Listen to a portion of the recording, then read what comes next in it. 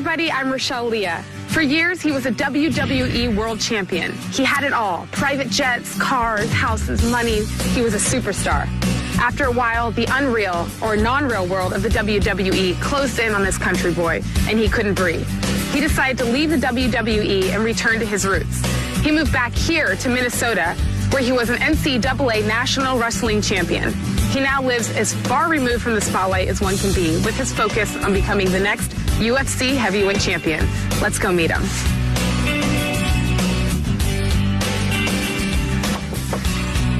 Hi. Hey, Brock, how are you? I'm good. How are you, Rochelle? Good. Thanks for having us. Thanks for coming to Minnesota. Yeah, it's pretty cold out. It's snowing. Come on in. Absolutely. This is Brock Lesnar, and this is UFC All Access. Come on in. Thank you so much. Your driveway is like a mile long. It's long.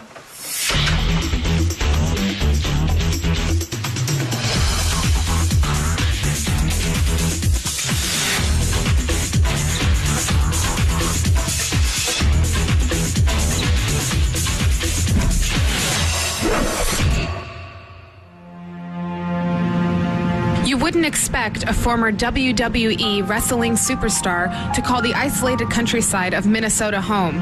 But for Brock Lesnar, that life, full of glitz and glamour, is far behind him. So why leave WWE? That's the famous question, huh? I was ready to make a change. For me, it was time for me to get out and exit. You know, I left WWE for a number of different reasons. I'm a country boy. I like doing things for real, and so that's why I made that move. I'm doing what I love to do, fighting in the UFC. Why Minnesota? Why here? I wrestled for the University of Minnesota, and I grew up in South Dakota, and I love Minnesota. It's your place. Yeah. I won my junior college national title in 1998 and was recruited by University of Minnesota. Jay Robinson and Marty Morgan were like, you know, we got to have this kid. Let's get him out here. We were watching the tournament to go along, and me and the head coach, Jay Robinson, all of a sudden we could hear boom, boom, and the crowd going, ooh, ah. And I remember looking across the gym, and I seen this creature across the mat wrestling and picking this guy up and exploding through his moves. And we said, we got to get this guy. I just got done just destroying everybody, and Jay Robinson and Marty Morgan came up to me and they were like, are you interested in coming to University of Minnesota? And I'm like, absolutely, sure. You know, I went with my gut instinct. I definitely made the right decision. Brock went on to have a very successful college wrestling career, winning the Big Ten Championship twice and the NCAA Heavyweight National Championship in 2000. When his college career ended, he was immediately signed by the WWE, a move that would take over his life for the next 4 years. But after a while, he thinks, I need to get back to my competitive nature. And I think that's what brought him back to fighting. It's a perfect fit for him. Not only is he a great competitor from the past, but he's also an entertainer. The two things are, to me, what the fight game needs.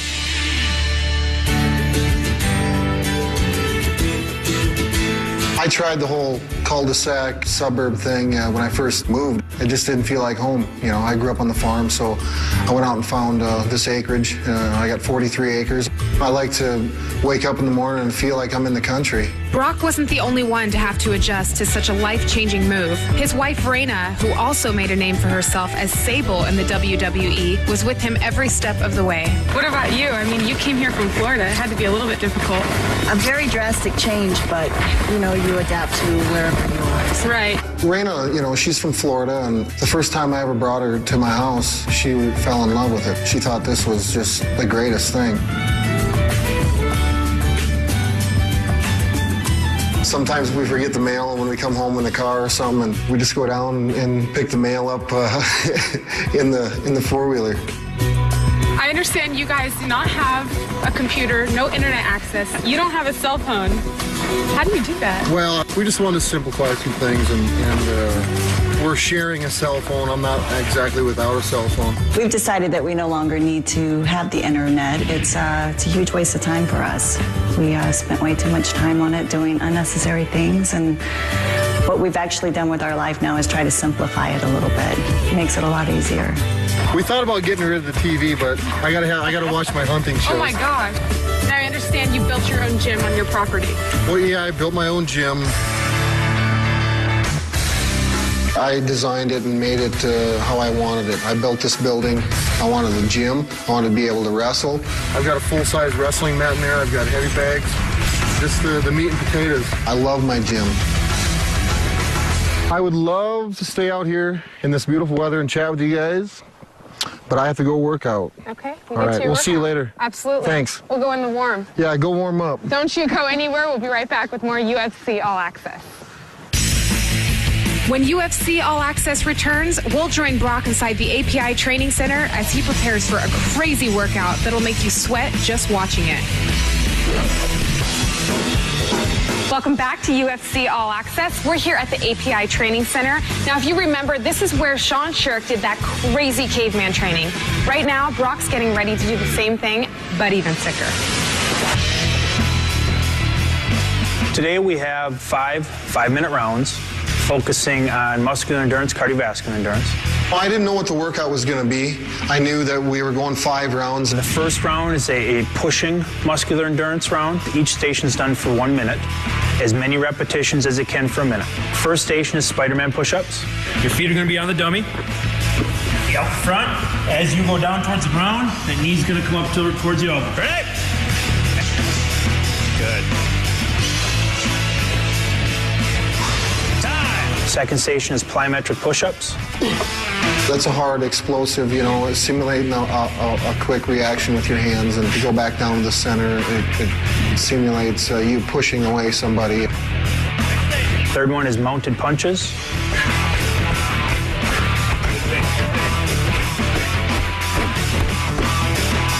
Fourth station is the tire push.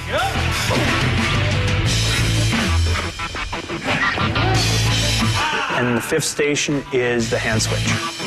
All these exercises, you're using the same muscles, so by the time you get to the next exercise, it's like your muscles are just drained, and it gets to be a long 5 rounds, and that's how a fight is.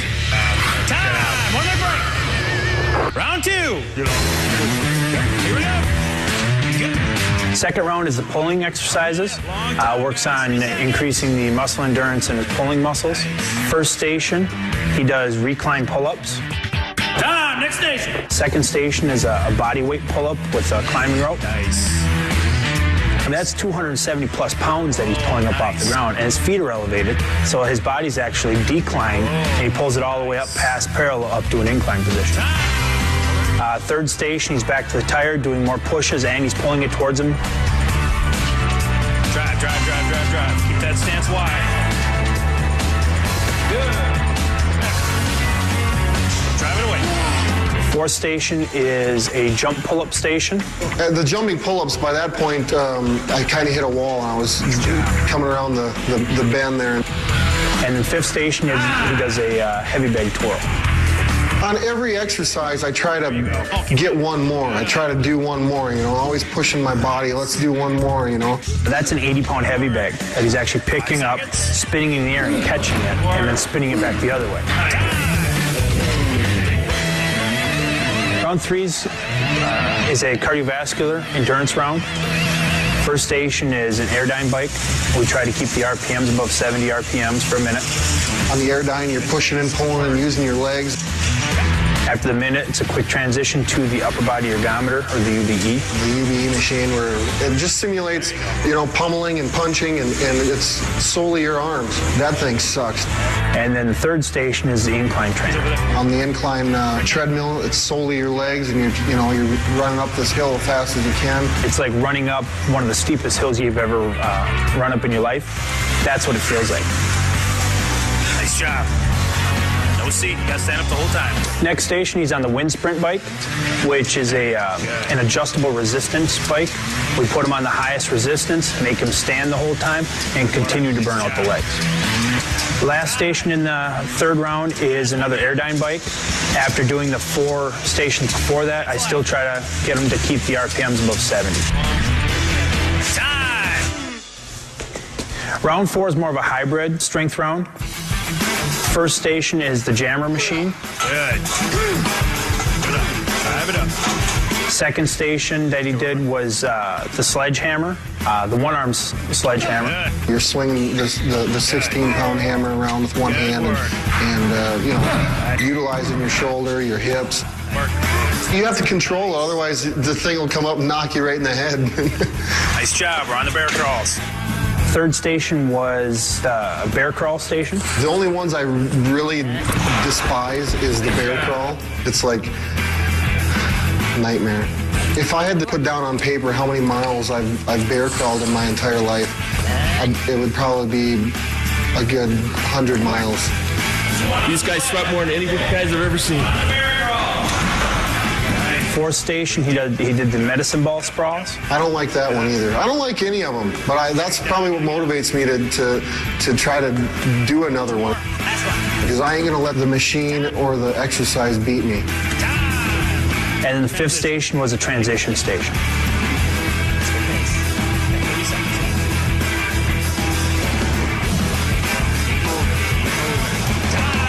Fifth round is the most intense round.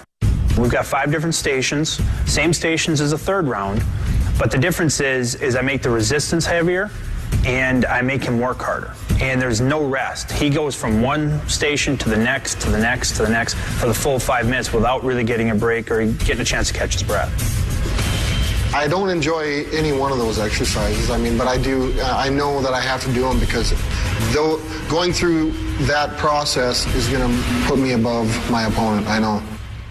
That was a good one. Who wants to do another round? That was wild. For 265 pounds, that man can move. Now we know Brock is highly conditioned. When we return, we're going to see him work on his technique. Don't go anywhere. This is UFC All Access. Welcome back to UFC All Access. Now, being an NCAA national champion, we all know Brock Lesnar can wrestle. But the real question is, does he have what it takes to be a mixed martial artist? We're here at the Minnesota Martial Arts Academy, where his trainers Marty and Greg are going to take him through his MMA workout. But generally, my part is putting together the whole mixed martial arts aspect of his fighting. He's coming in from a wrestling background. What I do is I'm plugging in over this last year and a half, the boxing, the submissions, tying it all together. Just 1, 2, 3, hit, one knee, grab, 1, 2, bring it up, come back to position. One thing about Brock Lesnar is he's mentally tough. When we put him through training, when we put him through the physical workouts, the 2- and 3-day workouts, you don't ever see him wince. You don't ever see him come up and say, I've had enough, I'm done. So what are you guys going over now? We're kind of finishing out the workout for today. We're going to finish off with leg kicks, working his leg kick drills, and finally ending with the ground and pound on the bag.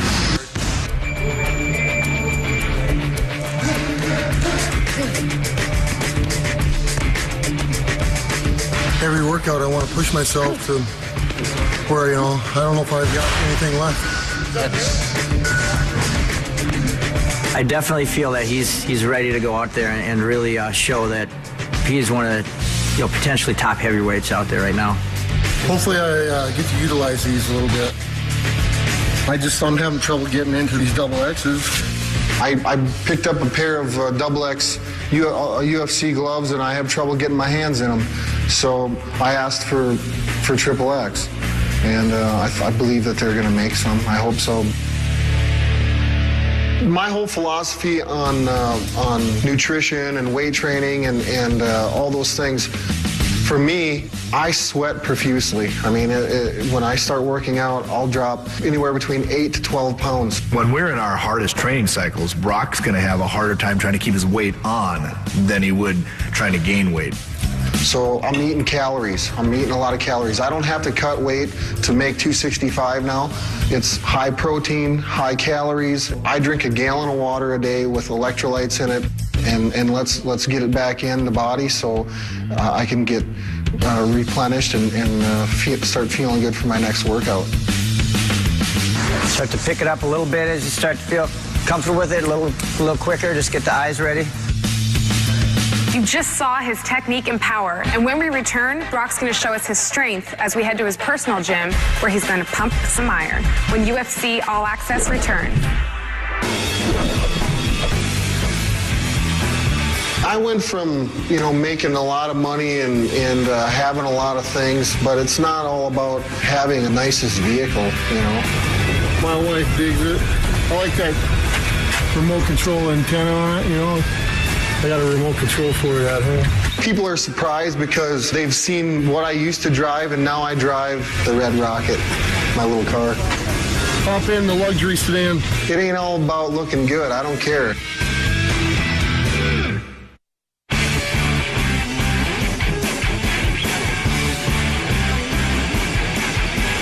We warmed up and we just grappled. We got 5 1-minute goes of grappling. And then we finished up with some pummeling, some live goes on our feet. The whole idea of it is get in, get your work done, get out of the gym. I'm not going to get in any better shape right now. Wham bam.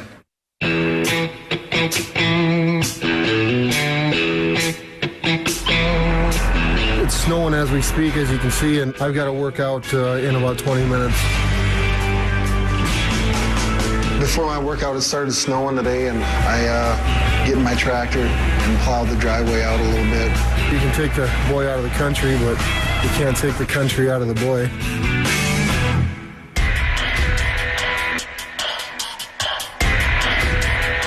Tonight's workout, get a blow in on the elliptical, get warmed up, get a sweat going. And then just come in the weight room and get a nice heavy circuit lift in.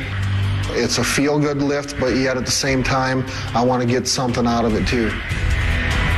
Even though Brock weighs 265 pounds, he's got the strength of a man that weighs 400 pounds. That lift there is just, for me, it's more of a mental lift.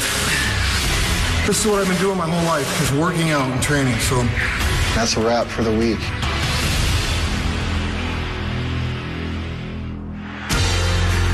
The first time I ever watched UFC, I was a fan of it, I thought, I can do this. I've been training in mixed martial arts, jiu-jitsu, boxing, Muay Thai, all these things for a year and a half. He's been here before. He walks out there in his first fight, everyone keeps telling me, what about the pressure and all these things? It's like, Brock's been there before. He's competed. I put time, blood, sweat, tears into my workouts. Now, the lion's hungry. Feed me. Brock's just going out to put on a fight, and he's excited to do it. He thrives on this. It makes him happy, and not only is this exactly what he wants to be doing, I think it's going to be a long-lasting career for him. My number one goal is to be the best heavyweight in the UFC. I'm ready for Vegas, baby. Okay, you're done now? That's it. That's it? That's it. Thank you so much for having us. Thanks for coming. I really appreciate it. I know you're a private guy, and this has been an honor, so thank you. Thank you very much for coming. All right, this is Brock Lesnar. I'm Rochelle Leah, and this has been UFC All Access. We'll see you next time. Is that where the gun show is?